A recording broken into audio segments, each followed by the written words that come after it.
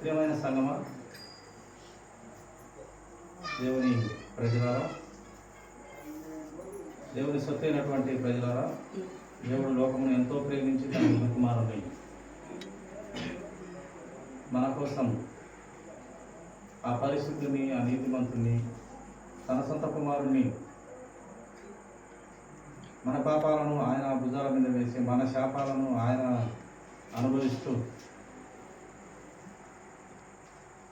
మన కోసం తన ముద్దు కుమారుణ్ణి ఆ కలువరి శిలువలో ఆయన మరణమగుటకు మనలను బ్రతికించుటకు, చనిపోయినను తిరిగి బ్రతికి జీవం పొందుటకు ఆయన మొదటి ఫలంగా ఆయన చనిపోయి లేచినాడు. తర్వాతి ఫలంగా రెండవ ఫలంగా మనమును కూడా చనిపోయినను దాచిపెట్టబడిన వారిపై లేపబోతున్న మన యేసుక్రీస్తు ప్రభు వారి ప్రేమను మనం కొన్ని మాటలు గ్రంథంలో నుండి తెలుసుకుందామండి. చేరొచ్చినటువంటి అందరికీ, ఇచ్చిన వారికి ప్రభునామంలోని హృదయపూర్వకమైన వందనాలు. గ్రంథంలో నుండి కీర్తనల గ్రంథము, దావీదు కీర్తనలు 116వ అధ్యాయము మొదటి వచనము చదువుకున్నాము. యెహోవా నా మొరను, నా విన్నపములను ఆలకించి ఉన్నాడు, కాగా నేను ఆయనను ప్రేమించుచున్నాను. ఇక్కడ భక్తుడు తెలియపరుస్తున్నాడు, ప్రియ దేవుని జనాంగమా, దేవుని పిల్లలారా, దేవుని ప్రజ, యెహోవా నా మొరను విన్నపములను ఆలకించి ఉన్నాడని నమ్ముతున్నాడు భక్తుడు. నా విన్నపములను, నా మొరను దేవుడు ఆలకించి ఉన్నాడు, నా మాట విన్నాడు దేవుడు అని నమ్ముచు, కాగా నేను ఆయనను ప్రేమించుచున్నాడు. నా దేవుడు నా విన్నపములు, నా మొరను వింటున్నాడు కనుక నేను దేవుణ్ణి ప్రేమించుచున్నాను అని భక్తుడు తెలియపరుస్తున్నాడు. మొదటిగా ప్రేమించింది మన తండ్రి అయిన దేవుడు. పరలోక రాజ్యంలో కట్టినటువంటి పరమ తండ్రి పరలోక రాజ్యంలో ఉన్నాడు. మొదటిగా ప్రేమించింది ఆయనే. కుటుంబంగా ఎంచబడింది మొదటి కుటుంబము, పరలోకంలో ఉన్నటువంటి కుటుంబము ఆ తండ్రిదే. ఎవరిని బట్టి మీరు తండ్రిని పిలుస్తున్నారో, కుటుంబముగా ఇస్తున్నారో, ఆ కుటుంబమును బట్టి ఈ యొక్క భూలోకములో కుటుంబములుగా మనము బ్రతుకుతూ ఉన్నాము. మన మాదిరి కుటుంబము మన తండ్రిదే ఉంది. కుమారుడు పరిశుద్ధ ఆత్మ కుటుంబముగా ఉంటూ వాళ్ళు చక్కగా ఏకభావం కలిగి, ఏకాత్మ కలిగి, ఏకభావము, ఏకాత్మ, ఏక మనసు కలిగి ముగ్గురుగా ఉన్నప్పటికీ కుటుంబముగా ఉంటే ఆ కుటుంబాన్ని బట్టి భూమి మీద కుటుంబాలుగా మనము జీవిస్తున్నాం, బ్రతుకుతూ ఉన్నాం ప్రియుగా. కనుక ఇక్కడ భక్తుడు తెలియపరుస్తున్నాడు, నా మొరను, నా విన్నపములను ఆలకించి ఉన్నాడు నా దేవుడు, నా యేసయ్య, నా సృష్టికర్త, నేను ఆయనను ప్రేమిస్తాను అని మనకు భక్తుడు తెలియపరుస్తూ ఉన్నాడు ప్రియుగా. కీర్తన గ్రంథము 4వ అధ్యాయము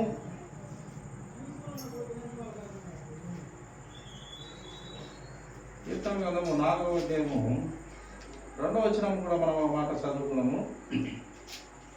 నరులారా, ఎంతకాలము నా గౌరవమును అవమానముగా మార్చెదరు, ఎంతకాలము వ్యర్థమైన దానిని ప్రేమించెదరు, ఎంతకాలము అబద్ధమైన వాటిని వెతికెదరు. ఈ యొక్క లోక జీవనమంతా ఒకానొక దినము దేవుడు ఈ భూమిని కాల్చివేసి లయం చేసి ఆయన పట్టణంలోకి చేర్చుకోబోతున్నాడు. కనుక ఇది శాశ్వతం కాదు. ఈ లోకమే అసలు మోసము. ఈ లోకంలో ప్రసంగి గంధకర్త చెప్తారు, సొలొమోను రాజు గారు, వ్యర్థము వ్యర్థము వ్యర్థము, భూమి కింద లేక ఈ భూమి మీద ఈ సూర్యుని కింద జరుగుతున్నది సమస్తము, ఏదైనా సరే వ్యర్థము వ్యర్థము వ్యర్థము అని ప్రసంగి రాసిన గ్రంథకర్త తెలియపడుతున్నారు సొలొమోను రాజు గారు. అంతా వ్యర్థము వ్యర్థము వ్యర్థము, పెంటతో సమానము అని ఆయన భావిస్తూ ఎంచి అంతా వ్యర్థము అని రాసినాడు. అందుకే ఎంతకాలము ఈ వ్యర్థమైన దాని మీద నీవు నేను ఈ లోకంలో ఉన్న దానిని ప్రేమిస్తాము, ఎంతకాలము అబద్ధమైన వాటిని వెతకదరు మీరు, నిజమైన వాటిని ముందు నా నీతి, నా రాజ్యం కదా మీరు వెతకాల్సిందని దేవుడు తెలియపరుస్తూ ఉన్నాడు పిల్లలు. ఎంతకాలం ఈ లోకంలో ప్రేమిస్తాము మన పిల్లలను కానీ, భార్య కానీ, అన్నదమ్ములు కానీ, అక్క చెల్లెళ్ళు, ఇలాగ ఎంత ఈ లోకములో శాశ్వతం కాదు అని భక్తుడు పాట రాసినట్టుగా లోకంలో ఏది శాశ్వతం కాదు. బ్రతికిన నాడు కొంచెము వీలైనంత వరకు సమస్త దేనులతో సమాధానం కలిగి ఉండి బ్రతుకుతూ సత్యముతో బ్రతకాలని మనకు దేవుడు బైబిల్ గ్రంథంలో ఎన్నో విషయాలను భక్తుల ద్వారా, ప్రవక్తల ద్వారా, ఆయన మాదిరికరమైన జీవితం ద్వారా, యేసయ్య అపొస్తలుల ద్వారా, భక్తులు, మహాభక్తులు, భక్తులు ఆళ్ళ ద్వారా మనకు జ్ఞానబుద్ధి కలుగుటకే గొప్ప గ్రంథాన్ని మనకు ఇస్తూ వచ్చి మనకు ఈ భూమి మీద సమస్త విషయంలో జ్ఞానం సంపాదించుకున్నట్టుకు దేవుడు కృప చూపుతూ వస్తున్నాడు. అలాగే సమస్తమును నాశనం చేయుటకు, ఇక్కడ నాశనం చేయుటకు, నీ జీవితాన్ని ఇక్కడ నాశనం చేసి పరలోక రాజ్యం చేరకుండా పాతాళంలో చేరేదానికి వాడు కూడా అపవాదిగా వాడు తిరుగుతున్నాడు. వాడు అధర్మమును పట్టుకొని అపవాదిగా తిరుగుతుంటే యేసుక్రీస్తు ప్రభు వారు న్యాయము సత్యమును పట్టుకొని ఆయన కూడా తిరుగుతూ ఉన్నాడు. ఆయన ప్రతి సేవకుల్లో తిరుగుతున్నారు, ప్రతి సువార్థికుల్లో యేసుక్రీస్తు ప్రభు వారు తిరుగుతూ ఉన్నారు. ఆయన ఏది పట్టుకున్నాడు? సత్యము, న్యాయము, ధర్మము, నీతి, యథార్థత, వీటితో ఆయన తిరుగుతూ ఉన్నాడు. ఆ 4 గొట్టెలకి రండి. న్యాయము, సత్యము, నీతి, యథార్థత అనే ఆ 4 పరికరాలను పట్టుకోండి. ఆ యొక్క ఆలోచన విధానంలో ఉండండి అని ఆయన తిరుగుతున్నాడు. బైబిల్ గ్రంథంలో ఆయన ప్రేమను కనపరుస్తూ, చూపిస్తూ, చివరకు మరణమై తిరిగి లేచి మరణాన్ని జయించి దేవుని కుమారునిగా తిరిగి లేపబడి లేఖనములు నెరవేర్చబడి అన్నీ ఆయన గొప్పదైన విలువైన కార్యాలని చేస్తూ మనకు ధైర్యము చెబుతూ, అందుకైన పిరికి వారు పరలోక రాజ్యం అసలు చేరరు. పిరికి వారంట పరలోక రాజ్యమే చేరరు. ధైర్యం కలిగిన ఆత్మనిచ్చాను మీకు ఎందుకు పిరికిగా బ్రతుకుతారు, అసలు పిరికి వారికి పరలోక రాజ్యమే ఛాన్స్ లేదు అని దేవుడు గ్రంథంలో వ్రాయించి వచ్చినాడు. కనుక ఏదైనా ధైర్యంగా యథార్థతతో మనం ఉన్నట్లయితే మనకు మంచిదని దైవ గ్రంథం తెలియపరుస్తుంది. ఎంతకాలము ఈ లోకంలో దాన్ని ఇష్టపడతాము, ప్రేమిస్తాము, ఈ లోకం అంతా కూడా అబద్ధమైన వాటితో మీరు వెతుకుతూ ఉన్నారు. నిజమైన దానిని, పరలోక రాజ్యమును మొదటిగా నా నీతి, నా రాజ్యం వెతకండి అన్నాడు ప్రభు. అందుకే ఈ లోకంలో వ్యర్థం వ్యర్థం సమస్తం వ్యర్థం అన్నట్టుగా అంతా వ్యర్థమైనదిగే. కేవలం మనం క్రియలు మోసుకొని పోతాము. ఈ లోకంలో అన్నీ విడిచిపెట్టిపోతాము. కనుక మనము శాశ్వతమైన దేవుడు పరమందు ఉన్నాడు. ఆ దేవుని ప్రేమించాలి. తల్లిదండ్రులు పిల్లలను ప్రేమించడం కాదు, భార్య భర్తను ప్రేమించడం కాదు, భర్త భార్యను ప్రేమించడం కాదు, అక్క చెల్లెల ప్రేమ కాదు, ఇవన్నీ ఓకే. కానీ అన్నిటికన్నా ఎక్కువ ప్రేమ చూపించింది ఎవరు అంటే మన యేసుక్రీస్తు ప్రభువారే. నిజమైన ప్రేమ అంటే ఆయనదే. కనుక మనము లోకంలో మనకు ఒక కుటుంబాన్ని ఇస్తున్న దేవునికి కృతజ్ఞతగా ఈ లోకంలో మన కుటుంబంలో మనం ప్రేమిస్తూ ఇరుగోరుని ప్రేమిస్తూ అన్నిటికన్నా ఎక్కువగా ఎవరిని ప్రేమించాలంటే దేవుణ్ణి ప్రేమించమని లేఖన భాగం మనకు సృష్టికర్త మనకు తెలియపరుస్తున్నాడు. పరిశుద్ధ ఆత్మదేవుడు తెలియపరుస్తున్నాడు.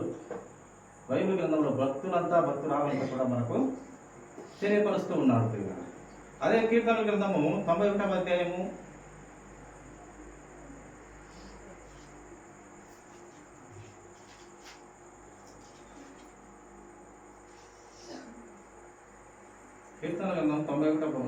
91వ అధ్యాయము 14వ వచనం మాట చదువుతాను. అతడు నన్ను ప్రేమించుచున్నాడు కనుక నేను అతనిని తప్పించెదను. అతడు నా నామమును ఎరిగినవాడు కనుక నేను అతనిని ఘనపరచెదను. ఆయనను ప్రేమించుచున్న వారినంట దైవ వాక్యం మనకు తెలియపరుస్తుంది. దేవుడు తెలియపరుస్తున్నాడు, నన్ను ప్రేమించుచున్నాడు గనుక నేను అతనిని తప్పిస్తాను. ప్రతి విషయంలో నన్ను ప్రేమిస్తున్న నా బిడ్డని, నా కుమార్తెను, నా కుమారుని నన్ను ప్రేమిస్తున్నాడు కనుక, దేవుడు నాయన నన్ను ప్రేమిస్తున్నాడు కనుక నేను అతనిని లేక ఆమెను తప్పిస్తాను.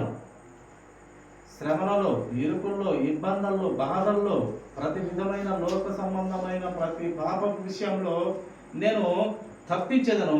అతడు నా నామము ఎరిగినవాడు, నా నామము, నా ఘనత, నా మహిమ, నా సత్యము, నా నీతి, యథార్థత, పవిత్రత ఎరిగినవాడు కనుక నేను అతన్ని ఘనపరచెదను.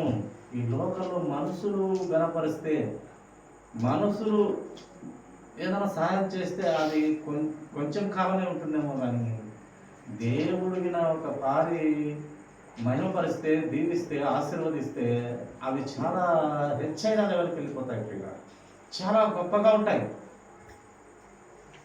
ఆయన దీవెన అలాంటిది, ఆయన ఆశీర్వాదం అలాంటిది.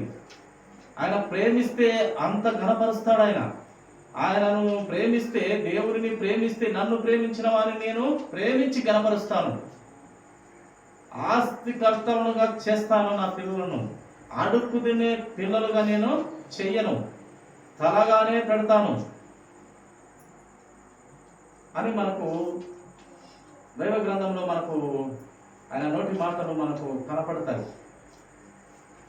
కనుక ప్రియ దేవుని సంగమ, మనం ఎవరిని ప్రేమించాలి అంటే మొదటిగా నా నీతిని, నా రాజ్యమును వెతకాలన్న దేవుడిని, యేసయ్యను, మన పరమ తండ్రిని, మన పరిశుద్ధాత్మ దేవుణ్ణి మనం ఘనపరిచే పిల్లలంగా, ప్రేమించే పిల్లలంగా ఉండాలి. అప్పుడుగా ఆయన మనము ప్రేమిస్తాడు, ఘనపరుస్తాడు, దీవిస్తాడు, ఆశీర్వదిస్తాడు. ప్రియ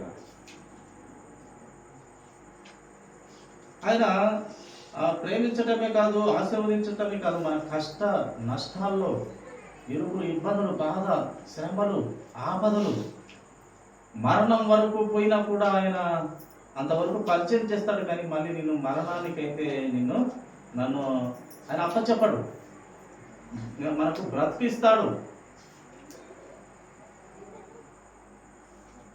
మరణము మనకు హిజ్కియా రాజులో మరణము నీకు దగ్గర పడింది అని కాలం చెప్పిన ఆయన తర్వాత మళ్ళీ కన్నీటితో ప్రార్థన చేసిన ఆయనకు మళ్ళీ ఆయుష్ ఇచ్చాడు. మరణం నుండి జీవం మళ్ళీ పొడిగించాడు. కనుక ఆ విధంగా మనము మరణముకు దగ్గర పడుతున్న ఆయన ప్రేమను పొందుకుంటే, ఆయనతో దీవించబడితే, ఆయనతో ఆశీర్వదించబడితే మనకు ఆయుష్ ఇస్తాడు, అన్ని ఇస్తాడు. ప్రియులారా, అయితే ఆయన ఇస్తాడని మనం నమ్మకూడదు. కానీ ఆయన పవిత్రత గొప్పది, ఆయన రక్షణ గొప్పది, ఆయన కృప గొప్పది, ఆయన వరము, కృప అనే వరము గొప్పది, ఆ రక్షణ అనే వరము గొప్పది. వీటిని పొందుకుంటే మనం ఆటోమేటిక్గా ఆయన ఇచ్చేది ఆయన ఇస్తాడు. పిల్లలు కొంచెం మనము ఓర్పు పట్టుకోవాలి. ఎప్పుడు మనము ఆయన నమ్మినా నుంచి నాకు ఆశీర్వాదం రాలేదు, దీవెన రాలేదు, నేను హెచ్చింపబడలేదు, నాకు ఆస్తిపాస్తులు కలగలేదు అనే కోవలో కాదు. కానీ ఆయనలో, ఆయన నీతిని, ఆయన రాజ్యాన్ని వెతుకుటలో కొంచెం భాగ్యవంతులుగా అవుతే ఆటోమేటిక్గా సేవకుడు అన్నట్టు ఆశీర్వాదాలు వెంట మనం పరిగెత్తడం కాదు, మన వెంటే ఆశీర్వాదాలు పరిగెత్తాలి అని ఒక సేవకుడు అన్న మాట గొప్పది. ప్రియ మనము వెళుతూ ఉంటే దైవ ఆలోచనలో, దైవ నిర్ణయాల్లో, దైవ లక్షణంలో మనం ముందుకు వెళ్తుంటే ఆటోమేటిక్గా ఆశీర్వాదాలు అవి మనం నిలుపుకుంటూ వస్తాయని చెప్పినటువంటి భక్తుని మాట గొప్పది. కనుక మనం ఎప్పుడు ఇంకా రాలేదు కాదు, మనం ఆత్మీయంగా ఎదుగుతుంటే ఆటోమేటిక్గా అవే మన వెంబడి పరిగెత్తుకుంటూ వస్తాయి అని దేవుని ఆలోచన. ప్రియుల భక్తులు తెలియపరుస్తూ ఉన్నారు, మహాభక్తులు తెలియపరుస్తూ ఉన్నారు. సామెతల గ్రంథము 8వ అధ్యాయం 17వ వచనం మాట చూద్దాం. సామెతలు 8:17 అధ్యాయం. నన్ను ప్రేమించు వారిని నేను ప్రేమించుతున్నాను, నన్ను జాగ్రత్తగా వెతుకువారు నన్ను కనుగొందురు. ఆయన అంట నిజముగా ప్రేమిస్తే దేవుణ్ణి, నన్ను ప్రేమించు వారిని నేను ప్రేమిస్తున్నాను, నన్ను నిజముగా మీరు ప్రేమించినట్లయితే నేను ప్రేమిస్తాను. నన్ను జాగ్రత్తగా వెతకాలి, నా నీతిని, నా యొక్క రాజ్యమును జాగ్రత్తగా వెతికితే నన్ను కనుగొంటారు. అంతే. ఆయన ఆలోచన విధానం, ఆయన శక్తివంతమైన జ్ఞానము, బుద్ధి, వివేచన తెలుసుకుంటామంట. జాగ్రత్తగా వెతకాలి అని దైవ గ్రంథంలో, జీవ గ్రంథంలో వ్రాయిస్తూ వచ్చినాడు పరిశుద్ధాత్మ దేవుడు ప్రియ సొలొమోను రాజు గారు ద్వారా వ్రాయిస్తూ వచ్చినాడు ఈ మాట. జాగ్రత్తగా ఆయనను వెతికితే ఆయనను మనం కనుగొంటాము. అంటే ఆయన సర్వ పరిపూర్ణత మనము తెలుసుకుంటాము. సర్వ పరిపూర్ణత మానవుల్లో మనలో లేదు. ఏ మానవుడు సర్వ పరిపూర్ణుడైతే కాడు. ఒక క్రీస్తు ప్రభువు తప్పితే. ఆయన భూమి మీద మంచిగా పుట్టి పరిపూర్ణ మానవుడుగా జీవించాడు. కానీ ఆదాము పరిపూర్ణ మానవుడు కాలేకపోయినాడు. కానీ యేసుక్రీస్తు ప్రభు వారు, రెండవ మానవుడైన యేసుక్రీస్తు ప్రభు వారు పరిపూర్ణ మానవుడైనాడు. అట్టి పరిపూర్ణ మానవుని మనము, ఆ దేవుని మనము కనుగొనాలంటే మనము జాగ్రత్తగా వెతికిన ఎడల ఆయనను మనము కనుగొంటాము. ముఖ్యంగా ఆయనను ప్రేమిస్తాయి. అసలు ఈ ప్రేమ అనేది గ్రంథం అంతా లేక ధర్మశాస్త్రం అంతా ముడిపడి ఉన్నది. ఈ ప్రేమ అనే 2 అక్షరాల్లోనే దేవుడి గ్రంథాన్ని అంతటిని ఆ 2 మాటల్లోనే ఆయన ఆ గ్రంథాన్ని అంతటిని వ్రాసినట్టుగా మనం లేఖనంలో చూస్తాం ప్రియుల. అదే 8వ అధ్యాయం 21వ వచనం దాని కింది మాటగా కూడా మాట మనం చదువుదాము. నన్ను ప్రేమించు వారిని ఆస్తికర్తలుగా చేయుదును, వారి నిధులను నింపుదును. ఆయన ప్రేమిస్తే అంట ఆస్తికర్తలు చేస్తాడు. అది ఆత్మీయ సంబంధమైన ఆస్తిని చేస్తాడు. ఆయన ఆత్మ సంబంధమైన ఆస్తిగా మనకు జ్ఞానం ఇస్తాడు.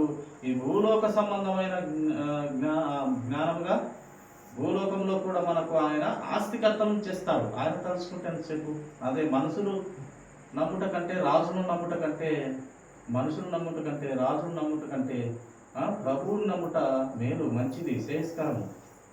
సృష్టికర్త ఆయన నీతిమంతుడు, పవిత్రుడు. ఆయన నమ్మితే మన జీవితాలు బాగుంటాయి. కానీ మనల్ని ఆస్తికర్తలుగా చేస్తాడు, కానీ మనల్ని తలగా పెడతాడు. కానీ మనుషులు నమ్మితే ఎవరు మనకు ఒక వారం రోజులు మనకు అన్నం పెట్టలేరు. ఒక్కరోజు 2 రోజులు పెట్టి 30 శాతం చెప్పుకొని వచ్చారు. 2 రోజులు సాకితే లేదా అన్నం పెడితే 4 రోజులు తిరిగి ఊర్లంతా చెప్పుకునే పరిస్థితి ఉంది ఇప్పుడు.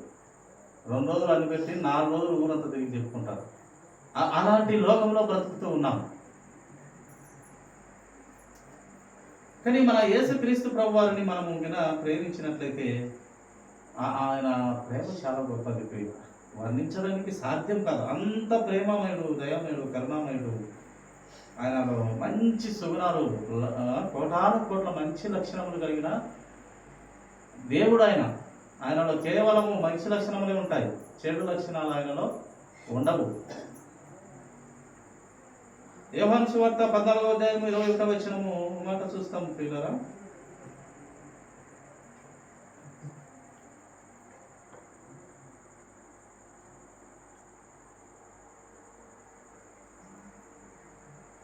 నేను తండ్రి యొద్దకు వెలుచున్నాను కనుక నేను చేయ క్రియలు నా యందు విశ్వాసం ఉంచువాడును చేయను, వాటికంటే మరి గొప్పవిగా అతడు చేయునని మీతో నిశ్చయముగా చెప్తున్నాను. మన యేసుక్రీస్తు ప్రభు వారు తండ్రి యొద్దకు నేను వెళ్తున్నాను, నేను చేయ క్రియలు నా యందు విశ్వాసం ఉంచు ప్రతివాడు, నా యందు విశ్వాసం ఉంచువాడు, నా యందు విశ్వాసం ఉంచువాడు చేయుడు, నేను చేసే వాటికంటే ఇంకా గొప్పవి చేస్తాడు అని ప్రభు చూడండి. ఎంత విలువైన మాట, ఎంత శక్తివంతమైన మాట.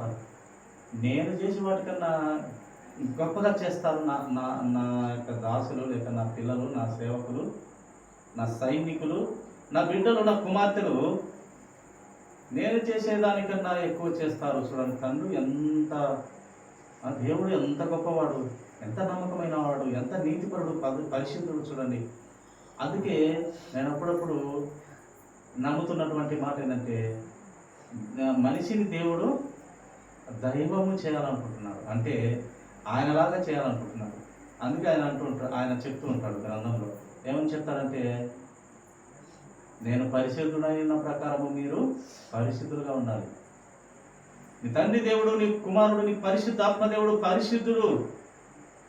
నీవు నేను అతి పరిశుద్ధతలోకి రావాలి నీవు, అప్పుడు మీరు దైవములు. దేవుని వాక్యము ఎవరికి వచ్చునో వారు దైవములు అని గ్రంథము మనకు తెలియపరుస్తుంది. దేవుని వాక్యము ఎవరికి వచ్చునో, దేవుని ఆలోచన విధానం ఎవడు తెలుసుకునో, ఆయన ప్రేమను ఎవడు కనుగొనో, ఎవడు తెలుసుకోవాలని ఆతృత కలిగి ఉంటాడు, ఎవరికి ఆ జ్ఞానం వచ్చిన వాడు దైవములు అన్నాడు.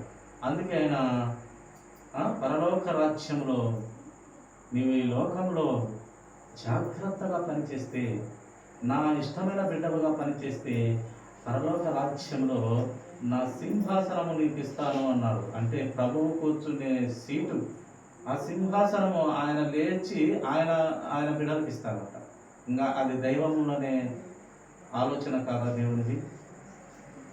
ఆయన సీటు, నా సీటు నీకు ఇస్తానంటుంటే దేవుడు, అది ఇంకా దేవుడిని చేయడం కాదా మనిషిని అనే భావంలో నేను అప్పుడప్పుడు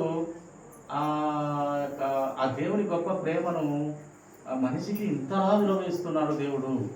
ఆయన కట్టిన పరలోక రాజ్యంలో ఒక మనిషిని దేవునిగా చూడబోతున్నాడు. దేవుడు చూసి సంతోషపడబోతున్నాడు. ఒక సింహాసనం మీద ఒక మానవుని కూర్చోబెట్టడము, మహిమ శరీరం నుంచి కూర్చోబెట్టడం అంటే వాడు ఎంత పవిత్రతగా, ఎంత యథార్థంగా, ఎంత నీతిగా బ్రతికితే ఆయన ఆశీర్దిస్తాడు. ఒకనొక సమయం యేసుక్రీస్తు ప్రభువారిని ఒక స్త్రీ అడిగింది, అయ్యా నాకు 2 కుమారులు ఉన్నారు, పరలోక రాజ్యంలో నీ పక్కన కూర్చుండే అవకాశం వారికి ఇస్తావయ్యా అని అడిగినప్పుడు, అమ్మా మగా తల్లి, ఆ సీటు నా దగ్గర కూడా లేదు, నాకు కూడా తెలియదు.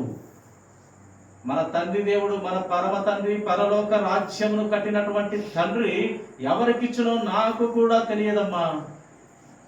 అది ఎంత పెద్దగా ఆయన పని చేసిన వారికి ఇస్తాడో మన తండ్రి దేవుడికి తెలుసు, నాకు కూడా తెలియదమ్మా అని చెప్పినాడు ప్రభు.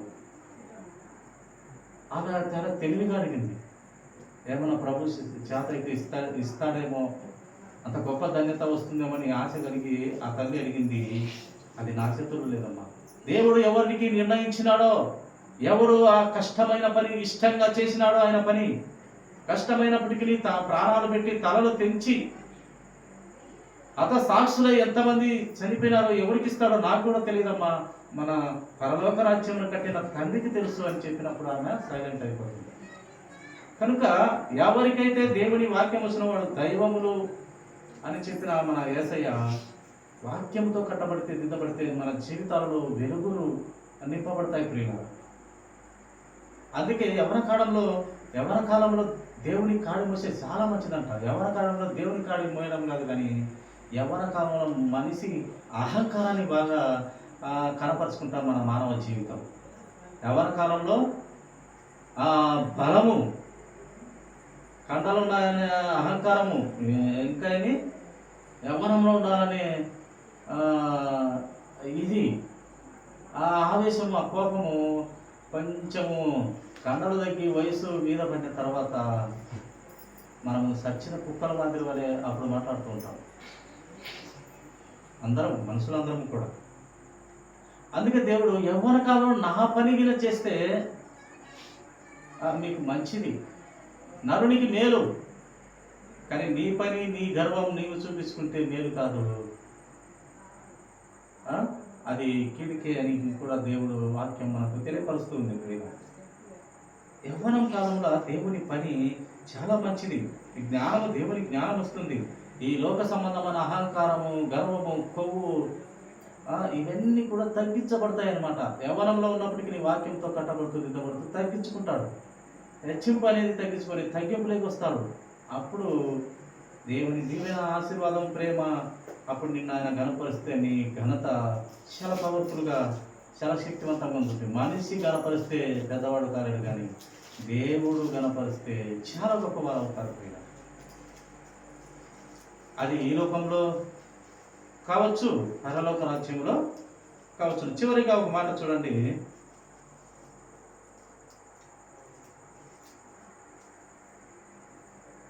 రోమీయులకు రాసినటువంటి పత్రిక అపొస్తలుడైన పౌలు గారు 8వ అధ్యాయము 28వ వచనము ఒక మాట మనం చూస్తాము. 8:28.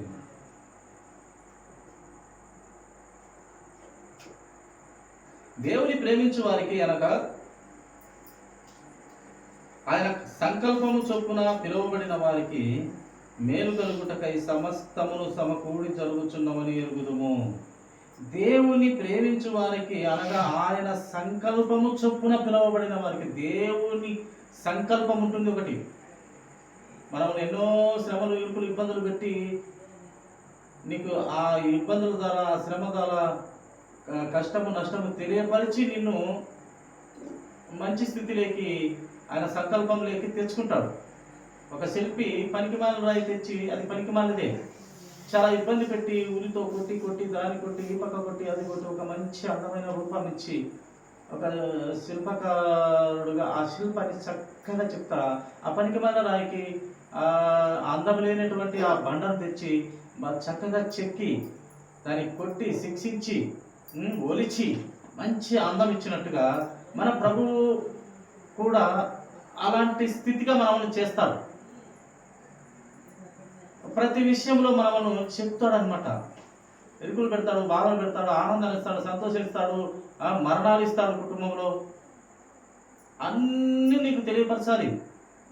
జీవితం అనే ఈ జీవన ప్రయాణంలో అన్నీ నీకు తెలియపరిచి, బైబిల్ గ్రంథంలో ప్రతి విషయం నీకు తెలియపరిచి, అన్నీ అవి నీకు రుచి చూపించి, జీవిత సత్యం తెలుసుకోరా నా కుమారుడు, కుమార్తె అని దేవుడు ఇంకా వదిలేస్తాడు. తెలుసుకుంటే ఆయన రాజ్యంలో ఉంటాను, తెలుసుకోకపోతే ఆయన అపవాదికి తయారు చేసిన రాజ్యము పాతాళంలో నిత్య నరకాగ్నిలో వాని కేకల కన్నా ఎక్కువ కేకలుగా వాని కలుస్తూ ఉంటాం. కనుక ఆయన జ్ఞానం మొదటిగా వెతికి ఆయన దగ్గర ఉండడం మీద, లేక ఆ నిత్య నరకాన్ని సాతాను గారికి తయారు చేసినటువంటి ఆ దానికి వెళ్ళి మన జీవితాన్ని నాశనం చేసుకోవటం మీద అనేది జీవితాన్ని మన చేతుల్లోనే దేవుడు పెడతారు. అందుకే చూడండి దేవుని వాక్యము, దేవుని ప్రేమించే వారికి అనగా ఆయన సంకల్పము చొప్పున పిలువబడినారు. ఆయన సంకల్పం తెలుసుకోవాలి. భూమి పుట్టక ముందే మనిషిని ఆలోచన చేసినాడు. భూమి పుట్టలేదు, మనిషిని దేవుడు ఆలోచన చేసి నా పోలికలో నా చేతులతో నా రూపంలో ఒక మనిషిని చేయాలి, ఆ మనిషి ద్వారా సమస్తమును భూమిని తయారు చేసి ఆ భూమి మీద అన్ని పెట్టి గాలి, నీరు, వెలుతురు, ఇంకా నీరు, నిప్పు అన్ని పెట్టి ఆ మనిషికి ఆ జీవవాయువు, అక్కడ గాలి పీల్చుకుని ఆ జీవవాయువు ఇచ్చి మనిషిని తయారని ఎంత ప్రణాళిక అనేది. అంటే సంకల్పం అది పెట్టి, పాపం పెట్టి, ఆ పాపానికి విరుడుగా యేసయ్యను మళ్ళీ తన కుమారుని పంపించి ఆయన కలువశిలలో మరణం కావాలి. ఇది ఎంత పెద్ద ప్రణాళిక, చాలా ప్రణాళిక, చాలా సంకల్పమైనది.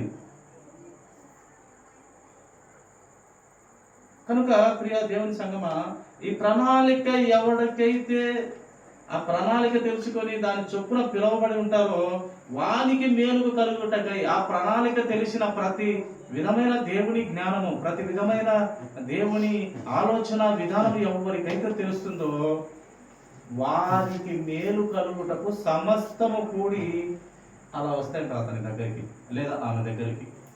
సమస్తము కూడి అదే వారి ముందుకు వస్తాయి. ఎవరి ముందుకు అంటే దేవుని ప్రణాళిక తెలిసిన వాడికి, దేవుని సంకల్పము, ఆయన ఆలోచన విధాన్ని, ప్రతి విషయాన్ని గుర్తించిన వారికి, ప్రతి విషయాన్ని ఆలోచన చేసిన వారికి అవంతటా అదే సమకూర్చుకొని అతని యందు నిలుస్తాయని గ్రంథంలో వ్రాయిస్తూ వచ్చినాడు. అలాగా జరుగుతాయంట ఆయన నమ్మిన పిల్లలకి. ఆయన ప్రణాళికలో, ఆయన సత్యంలో బ్రతికిన పిల్లలకు అవే అంతటా అవే సమకూడి ఆయనకి చక్కగా జరుగుతాయని గ్రంథం తెలియపరుస్తుంది ప్రియ. కనుక దేవుణ్ణి ప్రేమించిన వారికి మేలు కలుగుతుంది. దేవుణ్ణి ప్రేమించిన వారికి చివరిగా మొత్తానిగా మేలు కలుగుతుంది, కానీ కీడైతే కలుగుతుంది. ఆయనను ప్రేమించితే నీతి తప్పడు అనమాట. మనిషి దేవుని ప్రేమిస్తే నీతి తప్పడు, ప్రేమించకుండానే నీతి తప్పుతాం. ఎందుకంటే ఆయన ప్రేమమయుడు, ఆ ప్రేమ ఆయన దగ్గర నేర్చుకుంటున్నాం కనుక ఆయన ప్రతి విషయంలో జ్ఞానంగా బ్రతికి పాపం అంటించుకోకుండా బ్రతికిన దేవుడు మాదిరి పెట్టాడు కనుక ఆ మాదిరిలో మన చిన్న పొరపాటును ఆ మాదిరి చూసుకొని దిద్దుకుంటూ దేవుని పూర్తి జ్ఞానం తెలుసుకుంటాము, ఆయన పూర్తి ఆలోచన తెలుసుకుంటాము. ఆయన పూర్తి ఆలోచన ఎప్పుడైతే తెలుసుకుంటామో మన బ్రతుకు జీవన విధానంలో మన బ్రతుకు మారుతుంది, ప్రియ ఆలోచన మారుతుంది. ఆయన ఎలా బ్రతికాడు అని మనకు ప్రతి దేవుని మాటతో మన జీవన విధానంలో ఆలోచన విధానం మారి మనము దేవుడు ఎలా బ్రతికినాడో అలా బ్రతకనికి మనము కూడా ట్రై చేస్తూ మనము చివరికి దేవునంత తోలమవుటకు దేవుడు పరిశుద్ధాత్మ కృప ఇచ్చి మనము అంత స్థితిలోకి దేవుడు పెడతాడు. అందుకే నన్ను నమ్మిన పిల్లలను నేను తలగా పెడతాను, తోకగా పెట్టను, ఆస్తికి కర్తలుగా చేస్తాను, పరలోక రాజ్యంలో ఇల్లు ఇస్తాను, వజ్ర వైడూర్యాలు ఇస్తాను, బంగారు వీధులు నడచడానికి ఇస్తాను, నా భక్తురాలను చూసే ధన్యత ఇస్తాను, ఆ ఫలాలు ఇస్తాను, జీవ వృక్ష ఫలాలు ఇస్తాను, నీటి బుగ్గలు, జీవజల బుగ్గలు ఇస్తాను, అనేక మందికి పెద్దగా పెడతాను, ఇంతమందికి సైన్యానికి పెద్దగా పెడతాను, నా దగ్గర పెట్టుకుంటాను, నా పక్కలను కూర్చోబెట్టుకుంటా, అవసరమైతే నా సింహాసనాన్ని నా సీటు ఇస్తాను.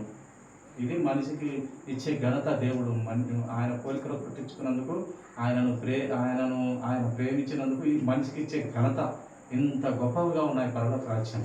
ఈ లోకం రాజ్యం ఏముంది, మంచి చెడు అని 2 విషయాల మీద మనిషి వెళ్ళిపోతాం. కానీ పరలోక రాజ్యంలో చాలా ప్రణాళిక చనిపోయిన తర్వాత ఉంది. ఇది తెలుసుకోవాలి ప్రియ దేవుని సంగమా, దేవుని పిల్లల. కొద్ది మాటలు దేవుడు దీవించును గాక. తల ఉంచినట్లయితే ఇచ్చిన ప్రార్థన.